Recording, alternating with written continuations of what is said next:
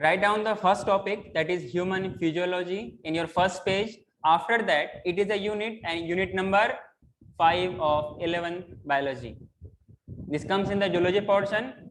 In this, we have the first chapter, that is 16th chapter, digestion and absorption. In this chapter, we will deal with how food we take. This process is known as ingestion. Then after that, there is digestion. Then there is absorption. Then there is assimilation. Then finally, the undigested food, or which are not to be digested, that is eject out from the body in the form of fecal matter or excretory matter. Yes or no? Through anus, it is discharged out from the body through urine or through fecal matter or through feces. Is this clear to all of you? Yes. So basically, what do you understand by digestion and absorption? Anyone who can explain me?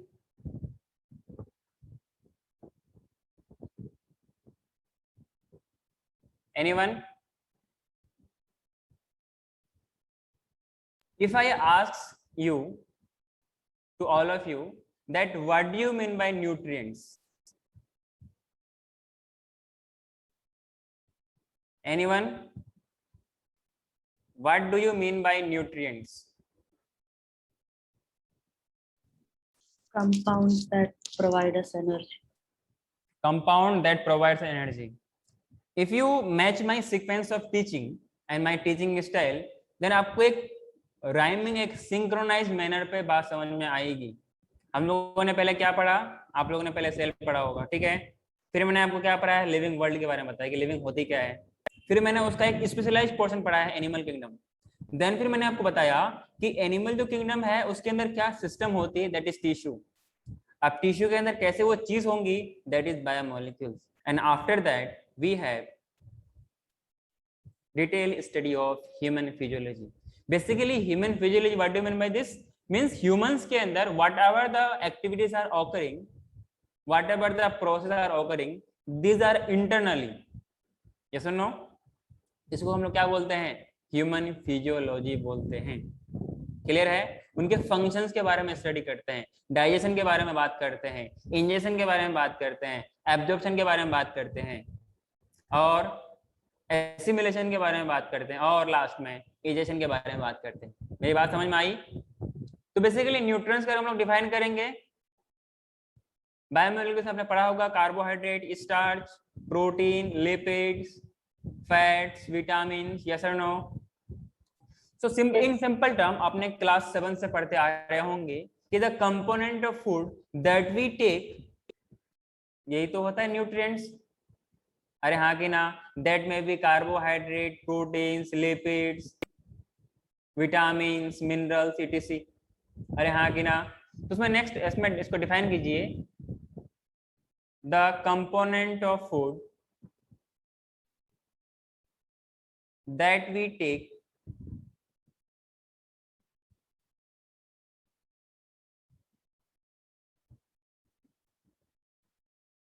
the component of food that we take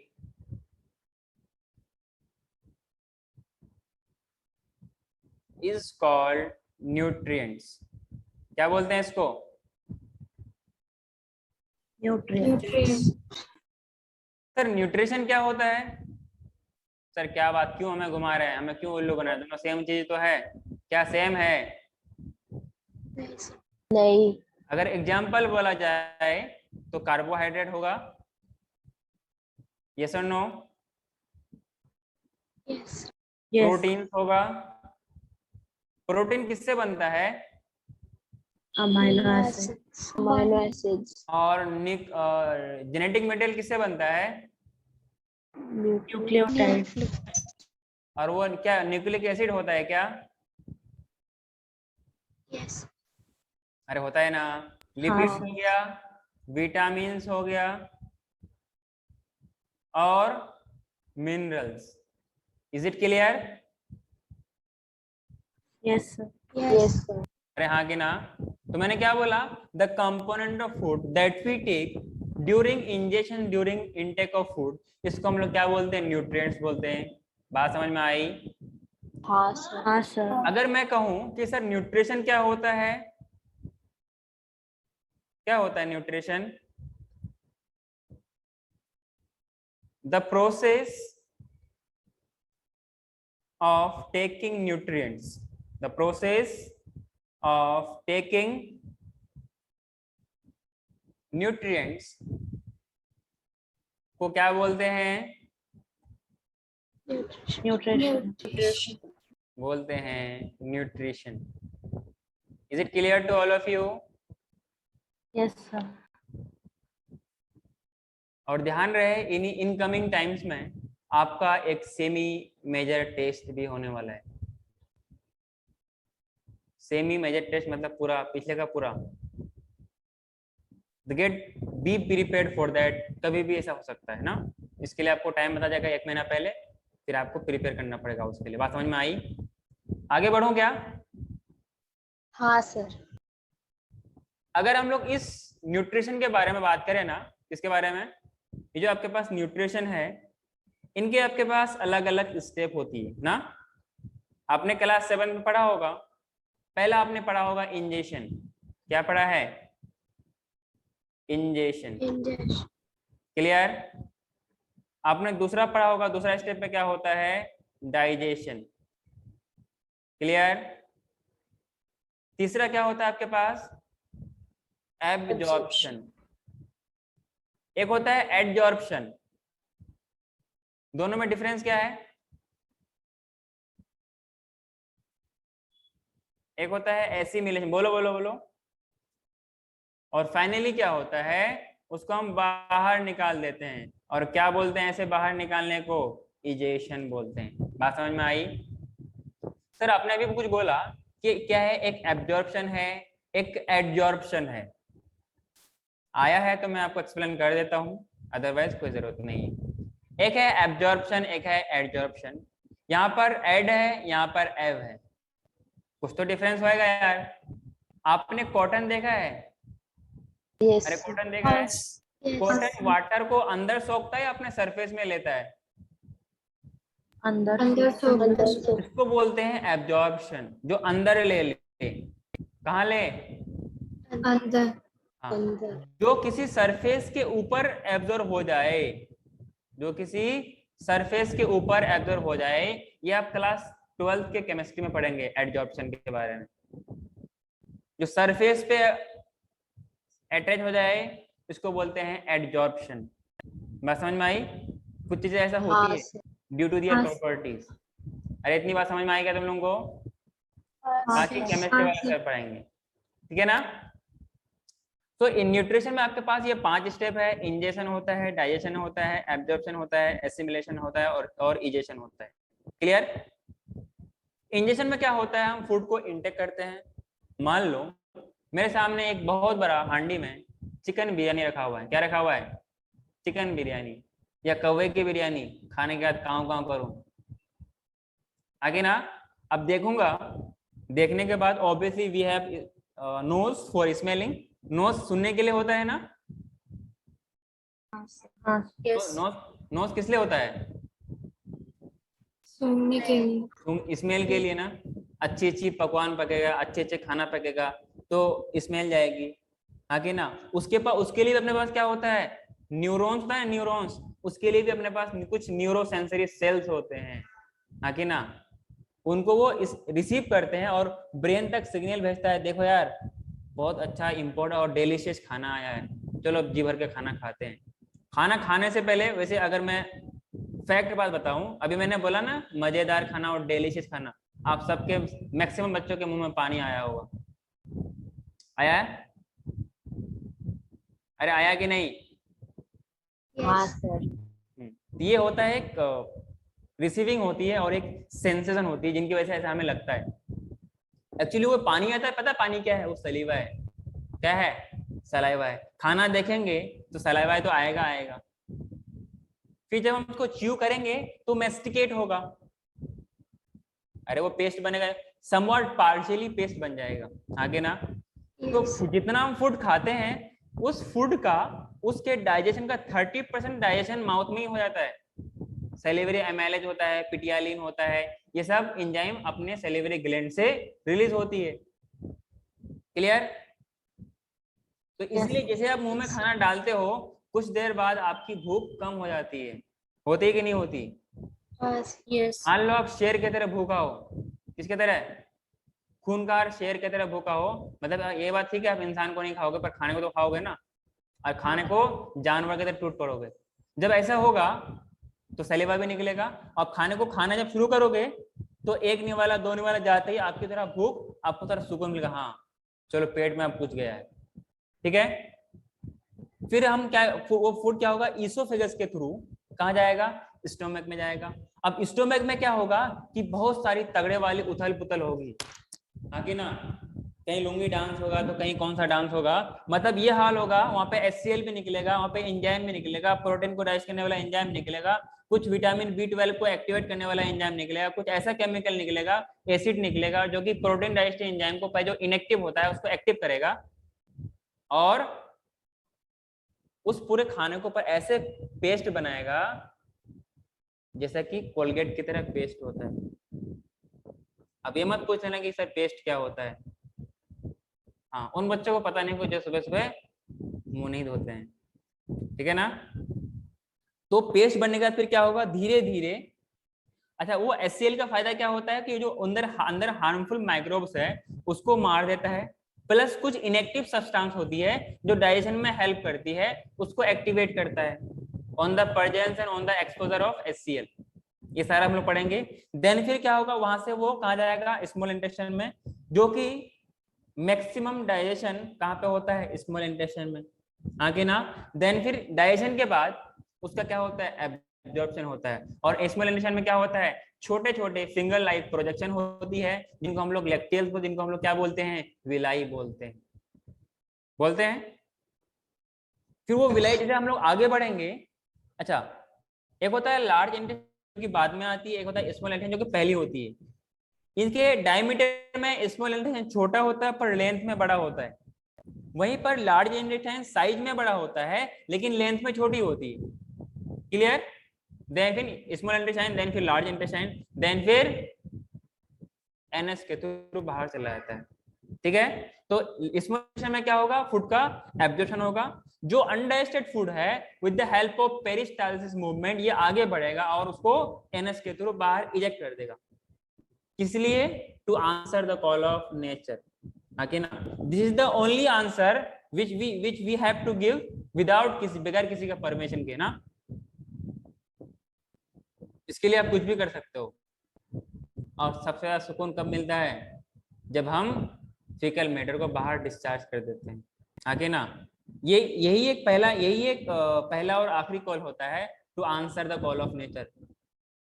अरे ये nature's call होता है, इसलिए पूछते हैं ना कहाँ जाते हो, तो बोलते हैं क्या, to answer the call of nature, ऐसा आप बोल सकते हैं, कोई गलत नहीं है। हाँ कि ना, नेचर्स कॉल है, नेचर ने बोला, मैं अपने आप थोड़ा जा रहा हूँ, उधर से मैसेज आया कि भाई तेरे को जाना है तो जा, हाँ कि ना, कि फिर कहीं ऐसा ना हो फिर कुछ और हो जाए, हाँ कि ना।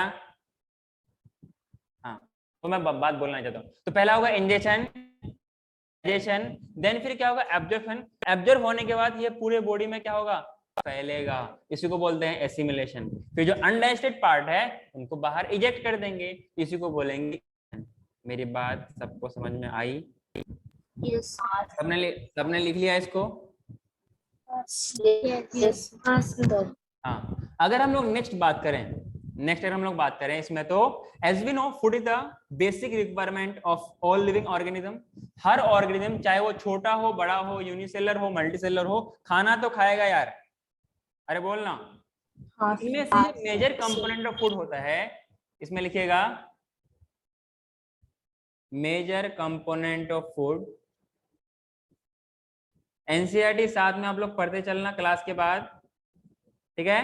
मेजर कंपोनेंट ऑफ फूड, जिनका पीछे छूटा है छूटने दो, उसको टाइम रिवाइज करते रहो, लेकिन जो अब है बोलते हैं ना, जब आंख खुले जब सवेरा, लेकिन सवेरा होने का भी एक लिमिट होता है ना। ये मत कहना कि सर 12 बजे सवेरा हो रहा है मेरे लिए, समझे ना, उसका भी एक लिमिट होता है। तो मेजर कंपोनेंट ऑफ फूड में पास क्या क्या आएगा, एलपीसी मैंने कभी बोला था क्या? एलपीसी हाँ सर। Yes. कार्बोहाइड्रेट आपने पढ़ रखा है। आपने प्रोटीन्स मुझसे ज्यादा आप लोग जानते हैं, प्रोटीन्स पढ़ रखा है। आप लोगों ने फैट्स पढ़ रखा है। क्या पढ़ रखा है? फैट्स पढ़ रखा है। क्लियर? ये हो गया मेजर कंपोनेंट, ये लार्ज अमाउंट में चाहिए होता है। वहीं पर विटामिन्स होती है, मिनरल्स होती है, ये भी बहुत जरूरी होता है, वेरी एसेंशियल होती है, लेकिन ये कम अमाउंट में चाहिए होता है। हाँ कि ना? बोलो ना। Yes. हाँ सर। कम अमाउंट में चाहिए होती है। इसमें नेक्स्ट लिखेगा स्टार डाल करके, vitamins and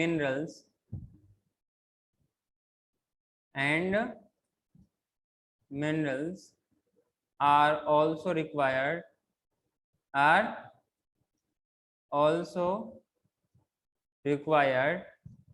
in small quantities. Clear? In a small quantities.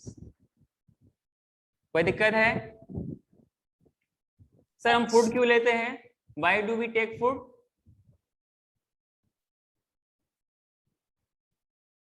To get energy. Energy. And growth. हाँ कि ना? क्या है एनर्जी अपने आप जादू से बन जाती है? हमें डाइजेस्ट करना पड़ता है, फिर डाइजेस्ट कर Yes. हमें क्या करना पड़ता है? रिस्पिरेशन करना पड़ता है। बोलो ना। Yes. आगे बढ़ो। Yes. हाँ Yes. सर। इसमें नेक्स्ट लिखेगा, ये जो फूड है क्या है? Food provides energy. Food provides energy.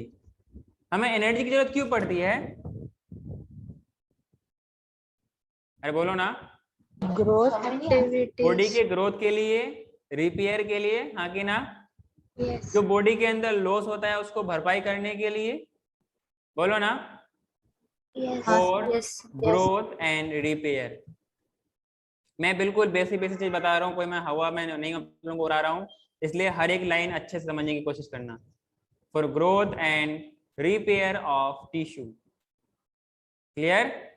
Repair of tissue. Clear है? सिर्फ क्या फूड की जरूरत पड़ती है या पानी की भी जरूरत पड़ती है? पानी की भी। आपको पता है, अभी हम लोगों ने बायोमोलिक्यूल्स में पढ़ा है, तो from the biomolecule perspective, from the क्या metabolic reaction, water is very very essential. आपके बॉडी में मैक्सिमम अमाउंट में कौन सा कंपाउंड मिलता है? वाटर। Water.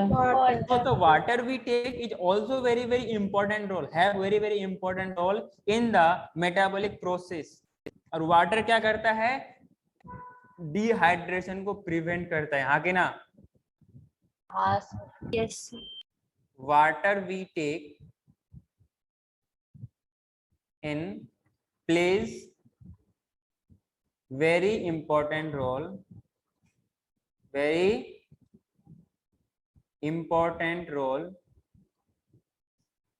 in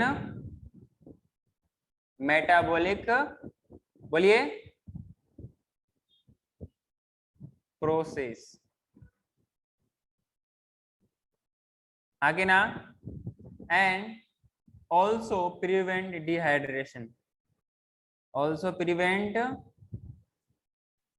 dehydration. कोई दिक्कत?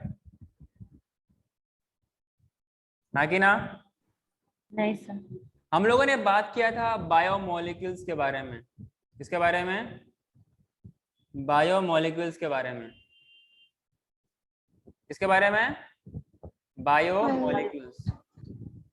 क्या ये बायोमोलिक्यूल्स हम लोग डायरेक्ट एब्जॉर्ब कर लेते हैं क्या?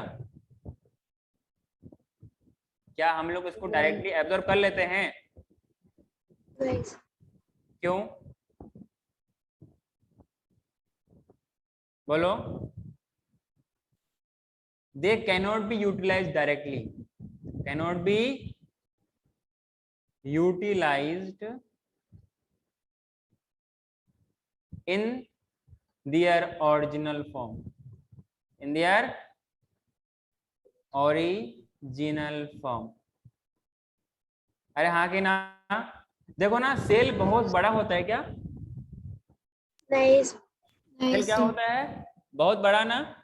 छोटा छोटा छोटा होता है तो इतनी बड़ी चीज को कैसे एब्जॉर्ब कर सकता है? बोलो ना, इतनी बड़ी हाँ चीज को वो कैसे एब्जॉर्ब कर सकता है? बोलो तो यार। काफी सारे सेल होते हैं तो पार्टिकल दोबारा बोलना। सब कुछ साथ में नहीं एब्जॉर्ब करता, वो काफी सारे सेल होते हैं तो क्या मतलब अकेले उसको डाइजेस्ट एब्जॉर्ब कर लेना चाहिए सब मिल करके? मतलब ये कहना चाहते हैं क्या, एक बहुत बड़ा हमें क्या मिल गया, शिकार मिल गया, और मतलब अपने साइज के कंपेयर में बहुत बड़ा शेर शिकार मिल गया, तो हम सब मिल करके मिल बांट के खा लेंगे, ऐसा आप बोलना चाह रहे हैं? अरे पहले से संभालना तो मैं पहले हमें तो उसे संभालना आना चाहिए ना। तो ऐसा ना हो वो नाटक क्या बोलते हैं उसको, क्रोकोडाइल की तरह नाटक कर बैठा हो कि हम ही ना शिकार बन जाएं। अरे हाँ कि ना? तो इसके लिए क्या होता है, ये जो लार्ज मॉलिक्यूल है, ये जो बायो मॉलिक्यूल्स है आपके पास, मतलब बायो मॉलिक्यूल्स में आप इसको ऐसा लिखना, बायो मैक्रो मॉलिक्यूल। क्या लिखोगे इसको? Bio macro molecule. Macro molecule. तो इसको हम डायरेक्टली एब्जॉर्ब नहीं कर सकते क्योंकि सेल इसको डायरेक्टली एब्जॉर्ब नहीं कर सकती। आगे ना, सेल कैसे ऑब्जर्व करती है? अपने सेल के पोर्ट्स के थ्रू ना, अपने मेम्ब्रेन के थ्रू ना, through some with the help of some receptors. अरे हाँ कि ना? तो हमें इसको ब्रेक डाउन करना पड़ेगा। क्या करना पड़ेगा? So we need to break all this kind of large and small molecule. हाँ कि ना? लेकिन जो विटामिन होती है ना, वो एज इट इज एब्जॉर्ब होती है क्योंकि वो बहुत छोटी होती है, वो माइक्रो मॉलिक्यूल्स में आती है। किसमें आती है? माइक्रो में आती है, इसलिए हमें उसको तोड़ने की जरूरत नहीं पड़ती, वो एज इट इज यूज होके चला जाता है। बात समझ में आई क्या? अरे मरे हुए को क्या मारना, मरे हुए को क्या मारना, मारना है तो दहाड़ता हुआ शेर को मारो। अरे हाँ कि ना? अरे बात समझे क्या? हाँ, तो हम लोग को क्या करना पड़ेगा? with the help of our digestive system we have to break down all these large and macromolecules. मेरी बात समझ में आई? हाँ सर। आगे ना, Yes. मैं आगे बढ़ूं। यस सो उसमें लिखना, so need to broken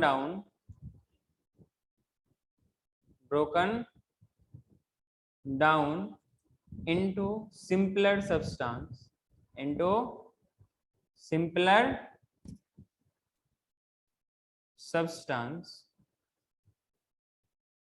with the help of our digestive system, with the help of our digestive system। कोई दिक्कत? आगे ना, चलो इसी खुशी में आप लोग एक डेफिनेशन लिखिए। क्या लिखिए? इसी खुशी में आप लोग एक डेफिनेशन लिखिए। सर किसी का डेफिनेशन? डाइजेशन का। क्या लिखिएगा? द प्रोसेस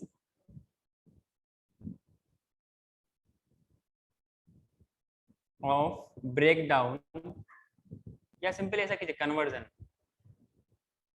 ऑफ, ये जो फूड है ये कॉम्प्लेक्स है या सिंपल है? Complex. Complex food substance into simpler substance या simple substance। ऐसा लिखिए, simple absorbable substance, simple absorbable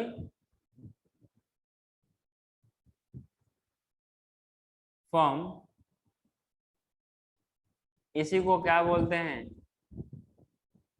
digestion. अरे हाँ कि ना? हाँ तो सर। इस प्रोसेस को करने के लिए नेचर ने हमें क्या दिया? नेचर ने हमें क्या दिया? डाइजेस्टिव सिस्टम दिया। अरे हाँ कि ना? Yes yes. आगे बढ़ूं? Yes nice. जल्दी लिखिए।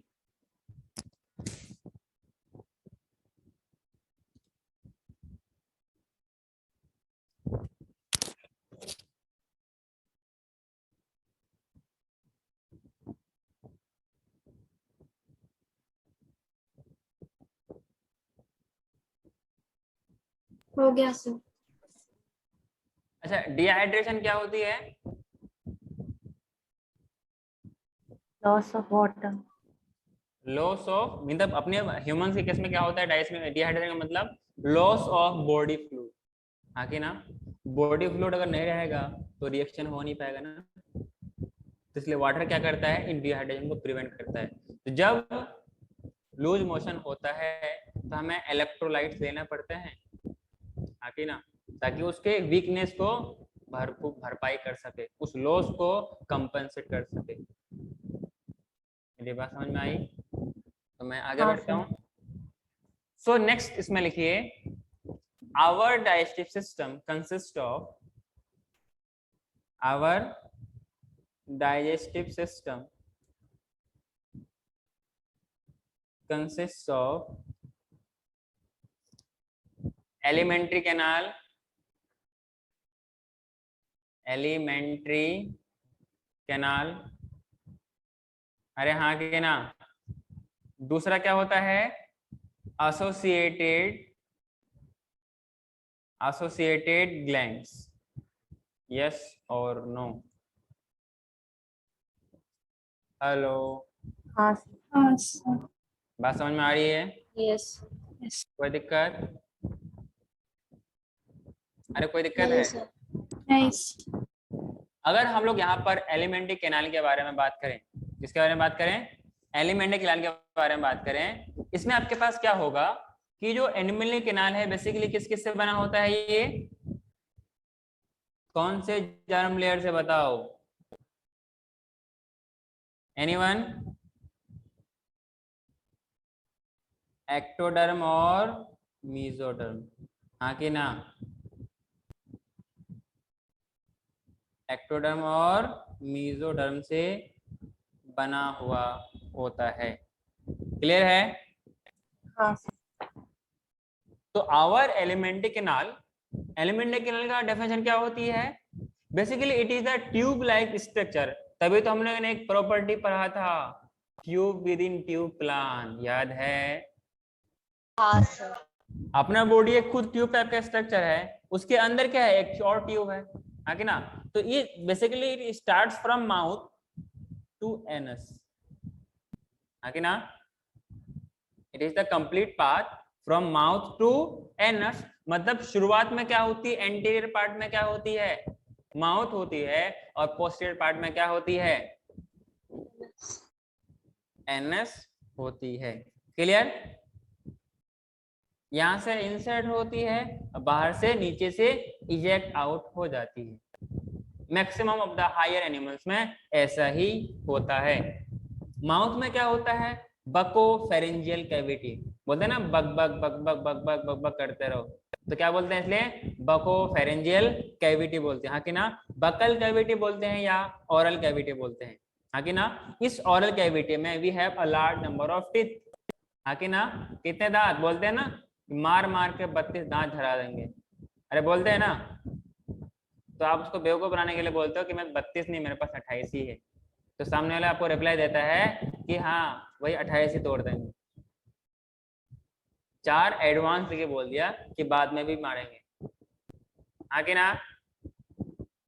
4 एडवांस ला के बोल दिया ताकि हम बाद में भी तुम्हारा जो 4 उठेगा उसको भी तोड़ देंगे, मतलब तुम बाद में भी मार खाने वाले हो मुझसे। इतनी बात समझ में आई?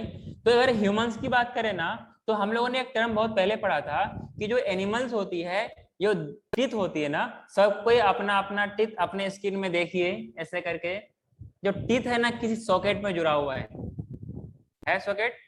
तो ऐसे प्रॉपर्टी जहां पर टीथ सॉकेट में जुड़ा हुआ हो, इस प्रॉपर्टी को बोलते हैं थिकोडोंट। क्या बोलते हैं? अरे दांत का सॉकेट में होना क्या बोलेंगे? ट्रिकोडोंट। डिफरेंट डिफरेंट टीथ का पाया जाना क्या बोलेंगे? हेटेरोडोंट।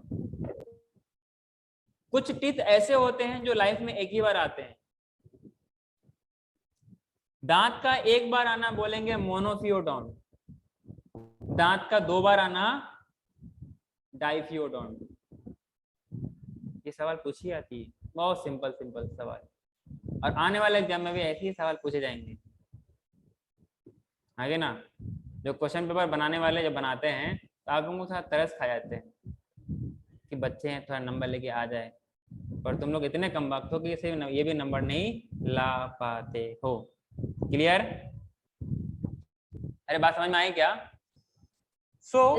अगर हम लोग इसकी बात करें तो पहले हम लोग इसका अपने पास जो अपना एलिमेंट्री कैनाल है इसका डायग्राम बनाते हैं। तो मतलब digestive tract of human beings. Clear? तो पहले आप लोग डायग्राम बनाइए। This is the oral cavity. Clear? This is windpipe. क्या है? Windpipe. This is the esophagus. Esophagus. हाँ कि ना? जो कॉमन पार्ट है इसको बोलते हैं फेरिंग्स, और फेरिंग्स के नीचे क्या होता है? फेरिंग्स के नीचे क्या होता है? लैरिंग्स। हाँ कि ना? That is the sound producing box. Yes और नो? यस। ये जो बेस पे है ना ये वाला पोर्शन, इसको हम लोग क्या बोलते हैं? सब मैक्सिलरी। सब मैक्सिलरी एंड सबलिंगुअल ग्लैंड्स। कोई दिक्कत? यहाँ पर ये क्या है? माउथ। हाँ कि ना? और ये क्या है? नोज। कोई दिक्कत? ये वाला क्या है? लीवर। क्या है ये? लीवर। और ये वाला क्या है? Gall bladder. क्या है? जो एनसीईआरटी में डायग्राम दिया हुआ है ना, इसकी लेवलिंग इतने अच्छे से कर लेना कि एग्जाम में अगर कुछ भी यहाँ से मिसिंग करते तो आपको समझ में आना चाहिए। क्लियर है? ये वाला क्या है? Right side. ये वाला क्या है? Left side. क्लियर है क्या? मतलब जो आप लोग अपने सामने बैठे हो ना, आपको वहां से उठा करके मैं आपको यहाँ पे स्क्रीन में लगा दिया हूँ। क्लियर? ये क्या है आपके पास? स्टोमक। क्या बोलते हैं? स्टोमक। ये वाला क्या है? पेनक्रियाज। क्या है? पेनक्रियाज। कोई दिक्कत? नहीं सर। अरे हाँ कि ना? और आपके पास क्या है? ये जो यहाँ पर ब्लैक वाला है ना, इसको बोलते हैं हम लोग क्या? अपेंडिक्स। Vermi form appendix.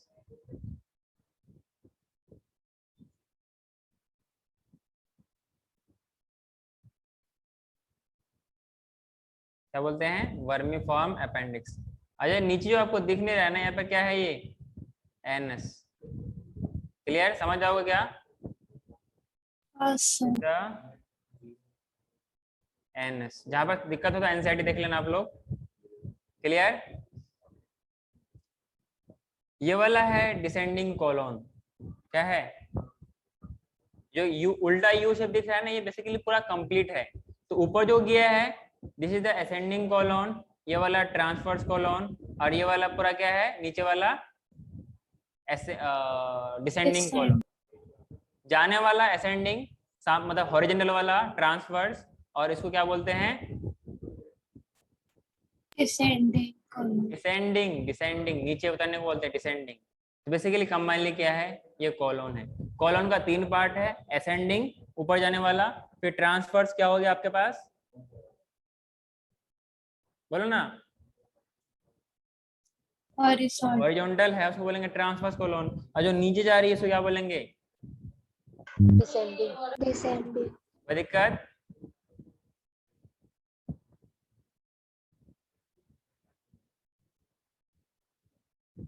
समझ में नहीं आया तो आप इसको देख सकते हैं।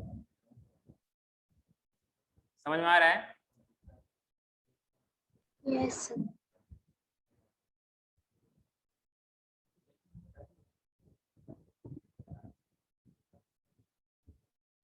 ये पूरे को लेवल कीजिए।